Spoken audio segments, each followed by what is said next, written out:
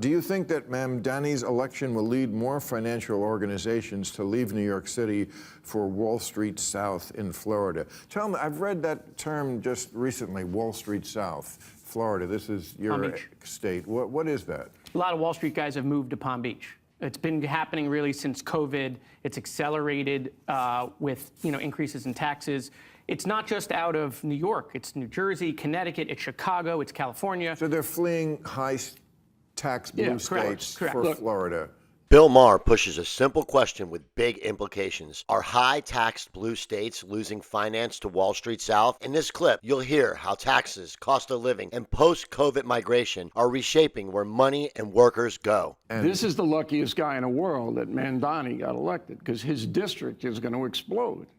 My house, I live 8 miles outside of Queens, has gone up 20% in value since Mamdani announced. Okay? Because people aren't going to pay the punishing taxes. New York is the highest tax state in the union. But you said your house value's gone up. Yeah, because they're moving to Nassau County. Oh, they're moving out of the city. Out of the city, and they can still take the train back in the city and not pay the millionaire's tax or whatever crazy thing this guy wants. But what people don't understand is he can't raise the taxes unless the state okays it, and the state is not going to okay it. So this is just smoke and mirrors. And the younger people voted for him. Quick context, city tax hikes still need state approval. That's why you're hearing smoke and mirrors. The proposal optics versus actual policy levers, keep that in mind when people claim an overnight exodus. They don't understand that. They don't know what seizing the means of production is, but Ken Griffin does. He's the big Wall Street titan. He knows what it is, and that's why he's down in Palm Beach. We'll see if they move. I mean, you saw Bill. They're going to move. Well, look, they're already moving. Hold on, Bill Ackman threatened. No, they're not. Hold on. People say they're going to move all the time after elections. They don't do it. Bill Ackman said he was going to move. You know how many people moved out of New York City in the last 3 years? 600,000.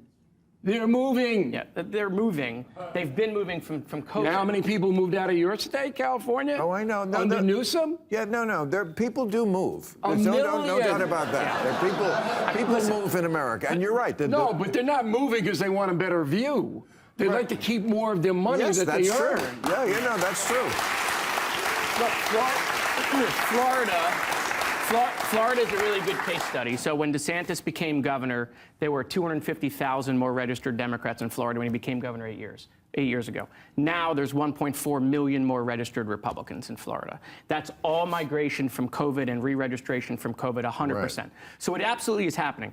Whether they will abandon New York in droves, I mean, Bill Ackman's a really good example. He said he was going to leave, right? He's been going after Mamdani. He spent a lot of money on him. And then the day Mamdani won, he said, I'm willing to talk and sit down and work with you. That doesn't sound like he's packing his bags. Well, it's not everybody. But look, if you're a person in New York City earning $150,000, okay, that's a lot of money for most people in the United States. That's nothing in New York City. 150K doesn't get you very much. Right. It gets you In-N-Out burgers, okay? It doesn't get you which we don't have in New York City, but we don't even have those, and I wish we did.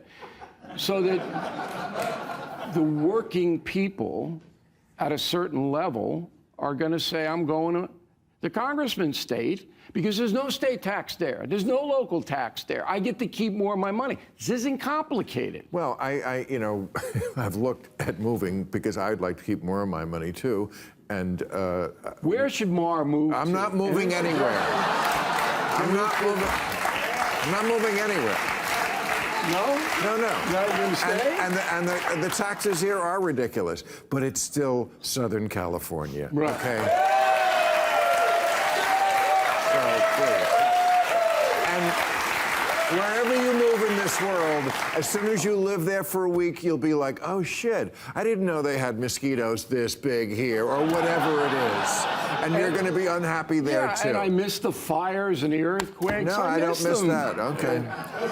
We have hurricanes. All right. Do you think Vance or Rubio has a better chance at winning in 2028? Well, they got to wrestle the nomination away from Trump, which is probably not going to happen. Well, I mean, who knows? You know, it's a totally different country. What? in 2028 than it is now. Totally different country next year. These nitwits on television go, oh, this is a harbinger of the midterms. You know how many things are going to change in the next 12 months? Democrats are going to kill in the midterms for the Is same what? reason they killed this week. Democrats are going to wipe. Depends. It no, depends. no, It no. depends if the prices come down. Well, it's not just the prices. Oh, it's just, that's the big no, one. it's the perception that the people who get into power are always drunk with power. This administration's also just drunk.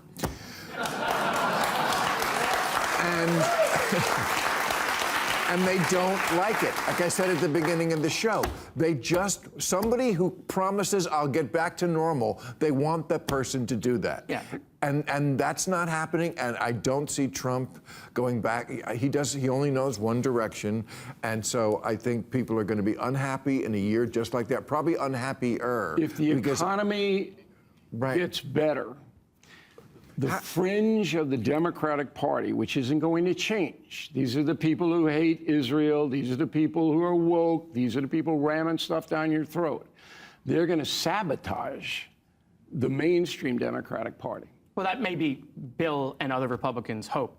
It's going to be about the economy. It's not going to be about the stock market. We live in like 5 different Americas now. Right. You know, John Edwards used to say there's 2 Americas. The key point, we don't have one economy, we have several at once. That's why 150K in New York versus 150K in Florida feels like 2 different realities. Migration stories right on top of that gap, not on headlines. There's like 5, okay? There's many different economies going on, and the people are absolutely suffering. I mean, they are. And it hasn't changed in the year that Trump said he was going to change it. And the more he, has women dancing in martini glasses while saying you're not getting your SNAP benefits. Right. Yeah. I missed that. Where was It's just that? not a good Oh, look. you weren't invited? Money moves first, politics argues later. If you want calm, data-first breakdowns without the rage bait, you're in the right place. Tap subscribe, drop a comment with where you're seeing this migration on the ground, and I'll read every one.